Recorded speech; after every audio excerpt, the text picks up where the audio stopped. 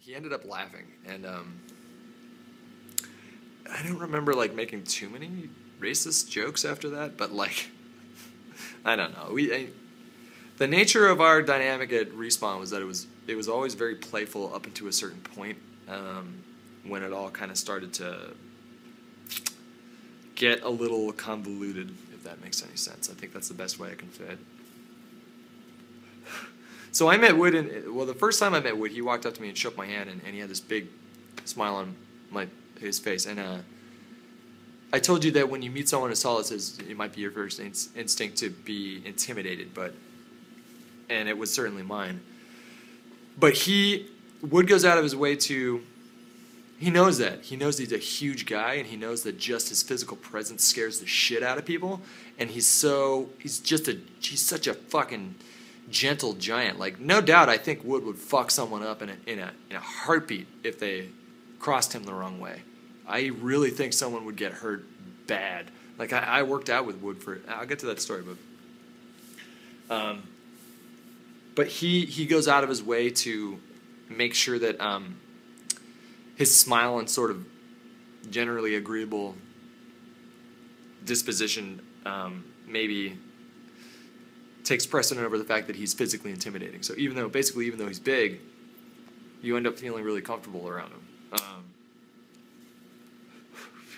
And especially if you're someone who likes to crack jokes and make people laugh and aspire to entertain, I think that that's important to have someone who is open to being entertained. And I think it speaks to Wood's outlook on life, that he's really ready to have fun at a moment's notice. I actually called him, or I texted him before I did this, and I asked him, I was like, hey, did you watch that series of videos that I did on Sark? And he said, yeah, they're good, man. And I said, well, I was thinking about doing one with you. Is that cool? And he said, yeah, go for it. And I said, well, listen, I'm going to be really honest. Are you cool with that? And he said, yeah, totally. And or maybe not totally, but I think he like laughed or LOL'd and said, should I be worried? And I said, no, I don't think you should be worried, but. So I think I'm giving that disclaimer for later on, because there are some stories that are sort of interesting.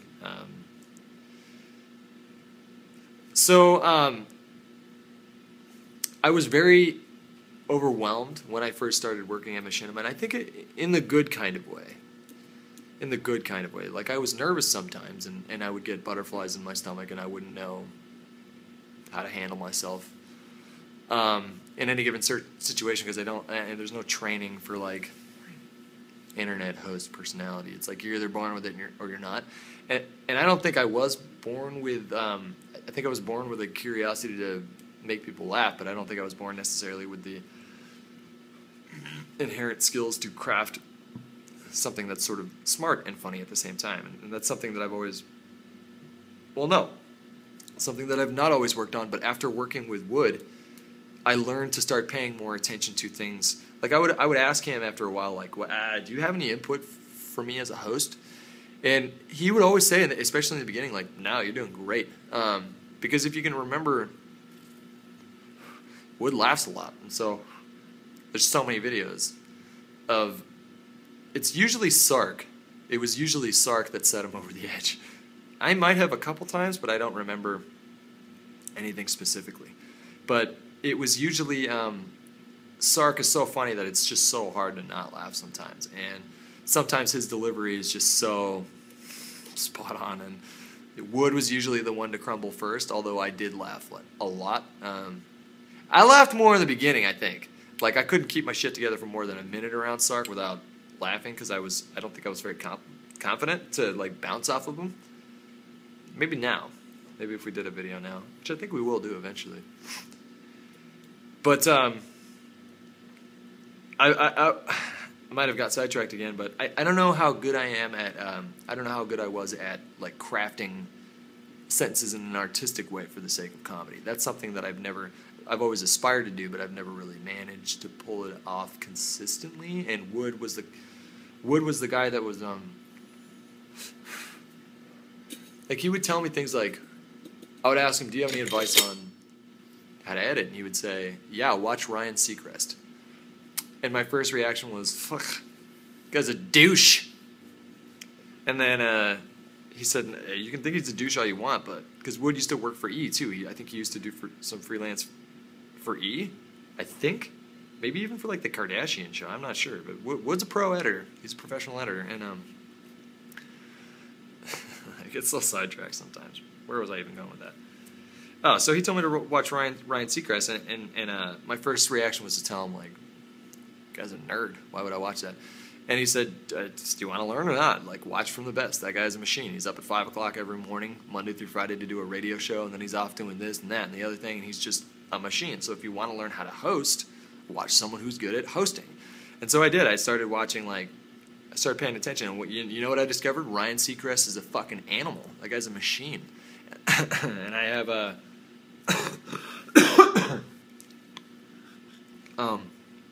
the utmost respect for anyone who takes the time to dedicate that much of themselves to what they do. And I think Wood was just trying to inspire me. And the funny thing is that he always did. His laughter and playfulness always made me want to escalate further and further and further until I was satisfied that he had laughed his very last laugh. And sometimes it would work better than others. And then, like, I basically split up my time at Machinima between two distinct times, I guess would be subtimes or whatever you want to call them. The very first year and a half at Machinima, it was very much like a learning experience and overwhelming and a lot of fun. And Wood did a really good job cultivating my creative spirit because he would laugh at my jokes and tell me I was funny. He would pull me aside sometimes, and especially at the end when I got, I don't want to say depressed. I don't want to say depressed because that word is silly. When I got really confused and overwhelmed, he was the one that was pulling me aside saying, in a kind way, but he would say, like, where is your energy? I have to edit these things, and you're not, like, where's your energy? And he asked me that a couple times, and I told him very honestly, I'm like, I don't know. And then after that, he stopped asking me because what are you going to ask 20 times in a row? And for like 3 months, I stuck around on Machinima on every single video I was in. I was so uncomfortable and nervous and sort of angry in all of them, and I had to kind of work through that. And fucking lights are on you, bro.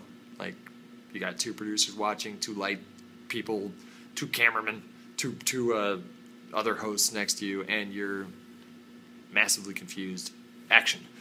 And Wood, I think he had a lot of sympathy for me because he's shy, and I identified with that because on some levels I'm shy too, and I think for some people being on camera can be a very intense thing because it is very personal.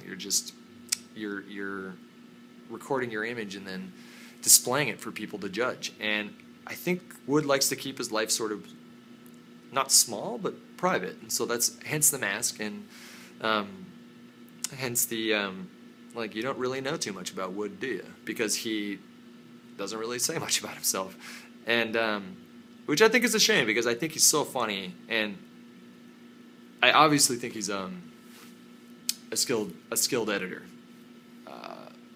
If I could just keep going a little bit about his skills as an editor, he's really got a good feel for pacing when he edits. So he's got comedic timing down really well. So where someone like Sark or myself might deliver like a punchline or do sort of a deadpan, he's really good at taking that and then putting it together in a way that is funny in video. Sark edits very minimally. I had limited experience with editing when I got there, and Wood took the time to not only show me the basics of Final Cut Pro, but he taught me a few things that he tried to spark my own creativity, because I think that's what editing is. You can't teach someone. You can teach someone to cut clips and add transitions, and you can teach someone to add a title card and mess with the graphics, but you can't teach someone how to pace a video correctly, and that's something that I didn't even really consider before I worked there, because with no experience in production, how was I supposed to? There was no. This was not an art, and so when I came in, it was like, no, you are a professional now, and this is your art, so take it seriously. And sometimes I would get really like, yeah, I'm an adult, and I'm gonna fucking. Yeah, and I think I probably annoyed him because he was sitting right next. In fact, I know I annoyed him because he was sitting right next to me. there would be these projects that I would get really excited about, and then I would he became like daddy in that moment, where I'd edit something and I'd be like, Wood, look, isn't it great? And then like sometimes he would tell me like, oh, that's good, but I would do this and this and this, and he always gave honest feedback for how to make something better. So I wanted to spend the last 10 minutes here kind of delving more into the personal stories that I have with him.